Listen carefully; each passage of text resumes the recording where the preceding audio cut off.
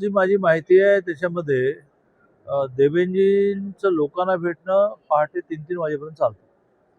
14 ते 19 ज्यावेळेला अनेक खाती मांडणी होती, प्रामुख्याने सगळ्या महायुतीतल्या पक्षांचा समन्वय मांडणी होता. तर रात्री मी 2ला गेलो एखादी फाईल क्लिअर करायला, तर ते आमिर खान सारखे बसलेले असायचे. आणि त्यामुळे रात्री उशिरा का गेले, रात्रीच्या अंधारात गेले का, या प्रश्नाला अर्थ नाही. काही ना काही कंबाईन कामं असतील, मला माहित नाही खरं म्हणजे. स्वागत असणार आहे जयंत पाटलांचं एनडीए. नाही, आमच्याकडे हा निर्णय आमची प्रांताची कोर कमिटी करते.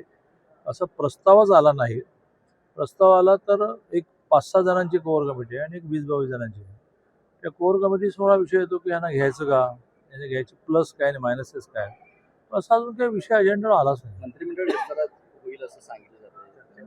मंत्रिमंडळ विस्ताराच्या चर्चा ह्या कुठल्याही राज्यामध्ये आणि कुठल्याही देशामध्ये सातत्याने चालू असतात. नवे चेहरे येतील.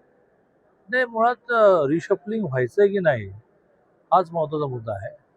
मग त्यातही असंच आहे की रिशफलिंगमध्ये ठराविक 2-4 जण बसतात, एका अर्थाने त्या मिनिस्टरची गुणपत्रिका पाहतात आणि त्यावर तो कंटिन्यू करायचा की नाही करायचा, नवीन काही घ्यायचे असा प्रस्ताव तयार होतो.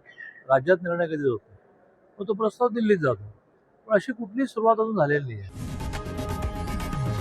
लोकशाही मराठी ऐका, पहा, जागरूक रहा.